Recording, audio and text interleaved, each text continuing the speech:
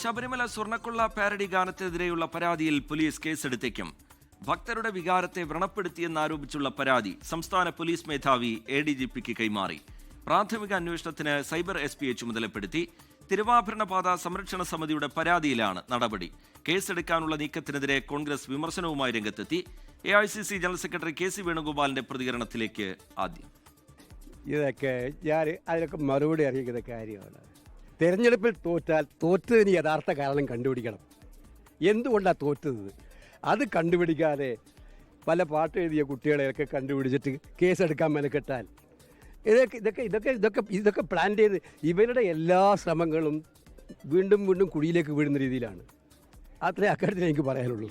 ഒരു പാട്ടുകൊണ്ടാണ് ഇലക്ഷൻ ജയിക്കുന്നത്. സോണിയാഗാന്ധിയെക്കുറിച്ച്, നരേന്ദ്രമോദിയെക്കുറിച്ച്, അല്ലെങ്കിൽ പിണറായി വിജയനെക്കുറിച്ച് എന്തെല്ലാം പാട്ടുകൾ ആരൊക്കെ എഴുതിക്കൊണ്ടിരിക്കുന്നത്. ഇതിനകത്ത് ഞാൻ പറഞ്ഞല്ലോ, ഇതിനകത്ത് ആ രീതിയിൽ അതിനെ കാണുന്നതിന് പകരം അത് വേറെ രീതിയിൽ കാണുന്നതിനാണ്, അതിലും വർഗീയത കാണുകയാണെന്നാണ് ഞാൻ മനസ്സിലാക്കുന്നത്. പാരഡി ഗാനം വിശ്വാസത്തെ ഹനിക്കുന്നതാണെങ്കിൽ നടപടി വേണമെന്ന് LDF കൺവീനർ TP രാമകൃഷ്ണൻ പ്രതികരിച്ചു. ഞാൻ അതിൻ്റെ വിശദാംശങ്ങൾ മനസ്സിലാക്കിയിട്ടില്ല. അതിൻ്റെ കാര്യങ്ങൾ എന്താണെന്നുള്ളത് ഇന്നലെ ഞങ്ങൾ ചർച്ച ചെയ്ത സമയത്ത് ഇടതുപക്ഷ ജനാധിപത്യ മുന്നണിയുടെ യോഗം ഇന്നലെ ചേർന്നിരുന്നു.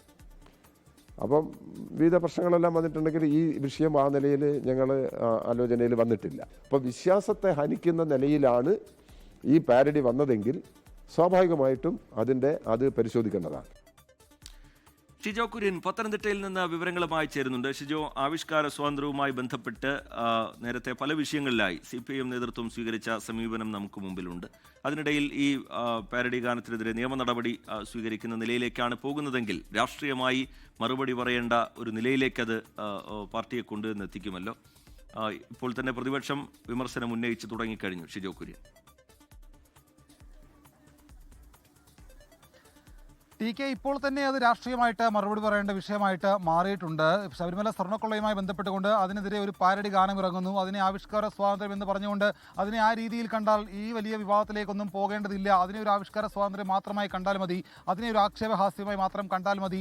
അതല്ലാതെ അതിനകത്ത് മറ്റെന്തെങ്കിലും തരത്തിൽ രാഷ്ട്രീയം കണ്ടുകൊണ്ട് ഒരു പ്രത്യേക താല്പര്യത്തോടു കൂടി മുന്നോട്ട് പോകുന്നത് ശരിയായിട്ടുള്ള ഒരു സമീപനമല്ല എന്നുള്ള ഒരു കാര്യമാണ് കോൺഗ്രസ് നേതൃത്വം പറഞ്ഞു വെക്കുന്നത്. അതേസമയം ഇതിനകത്ത് അങ്ങേയറ്റം ഗുരുതരമായിട്ടുള്ള ഒരു മതവികാരത്തെ വ്രണപ്പെടുത്തുന്ന തരത്തിലുള്ള ചില പരാമർശങ്ങളുണ്ട്. അത് പിൻവലിക്കണം. അതിനെ നിയമപരമായിട്ട് നേരിടാൻ വേണ്ടിയിട്ടുള്ള ആലോചന നിലവിൽ CPM-ൽ നടക്കുന്നുണ്ട്.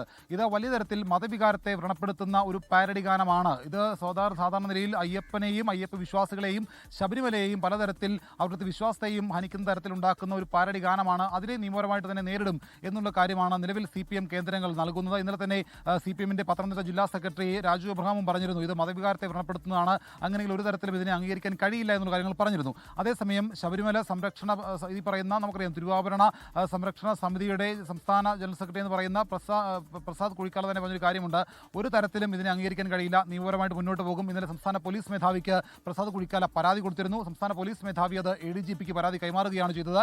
ADGP അത് സൈബർ SPക്ക് കൈമാറിയിട്ടുണ്ട്. അങ്ങനെ ഇതിൻ്റെ എല്ലാ വശങ്ങളെക്കുറിച്ചും പോലീസ് അന്വേഷിച്ച് വരികയാണ്. ഇതിനകത്ത് കേസെടുക്കേണ്ട കാര്യമുണ്ടോ, ഇതിനകത്ത് മറ്റ് നിയമവശങ്ങൾ എങ്ങനെയാണ്, അതൊക്കെ പരിശോധിച്ചതിന് ശേഷമായിരിക്കും ഒരു നിയമ നടപടിയിലേക്ക് പോലീസ് കടക്കുക. നിലവിൽ എന്തായാലും ഇതിനെ നിയമപരമായിട്ട് ഇതിനെ നേരിടാൻ വേണ്ടിയിട്ടാണ് CPM-ന്റെയും ആലോചനകൾ നടക്കുന്നത്. അത് പത്തനംതിട്ട ജില്ല കേന്ദ്രീകരിച്ചുകൊണ്ടും സംസ്ഥാന CPM നേതൃത്വം കേന്ദ്രീകരിച്ചുകൊണ്ടും ആ രീതിയിലുള്ള ചില ഇടപെടലുകൾ നടക്കുന്നുണ്ട്. മറ്റൊരു കാര്യം എന്ന് പറയുന്നത് കോൺഗ്രസ് നേതൃത്വം ഇതിനെ പൂർണ്ണമായിട്ട് തള്ളിപ്പറയുകയാണ്. ഇതിനെ ഒരു പാട്ട് മാത്രമായി കണ്ടാൽ മതി, ആവിഷ്കാര സ്വാതന്ത്ര്യമാണ്. ആവിഷ്കാര സ്വാതന്ത്ര്യം എന്ന് ഘോരഘോരം പറയുന്ന CPM സഖാക്കൾ പിന്നീട് എന്തുകൊണ്ടാണ് ഇതിനകത്ത് വരുമ്പോൾ ഇതിനെ ഒരു മതവിശ്വാസമായിട്ട് കണക്ട് ചെയ്യുന്നത് എന്നുള്ള ചോദ്യമാണ് കോൺഗ്രസ് നേതൃത്വം ചോദിക്കുന്നത്. എന്തായാലും ഇന്നലെ ഈ പറയുന്ന തിരുവാഭരണ സംരക്ഷണ സമിതി ജനറൽ സെക്രട്ടറി അവകാശപ്പെടുന്ന പ്രസാദ് കുഴിക്കാലയുടെ ഈ കേസ് കൊടുത്തതിനെ തള്ളിക്കൊണ്ട് ശബരിമല തിരുവാഭരണ പാത സംരക്ഷണ സമിതിയുടെ ആളുകളെന്ന് അവകാശപ്പെട്ടുകൊണ്ട് ഇന്നിപ്പോൾ അഡ്വക്കേറ്റ് K ഹരിദാസ് അടക്കം വാർത്താ സമ്മേളനം നടത്തുകയും അല്പസമയം മുമ്പ് 24 സംസാരിക്കുകയും ചെയ്തപ്പോൾ ഞങ്ങളാണ് യഥാർത്ഥ ശബരിമല തിരുവാഭരണ പാത സംരക്ഷണ സമിതിയുടെ ആളുകൾ, മറ്റ് ഈ പറയുന്ന പ്രസാദ് കുഴിക്കാല എന്ന് പറയുന്ന ആൾ സംരക്ഷണ സമിതിയിൽ നിന്ന് പുറത്തുപോയ ആളാണ്,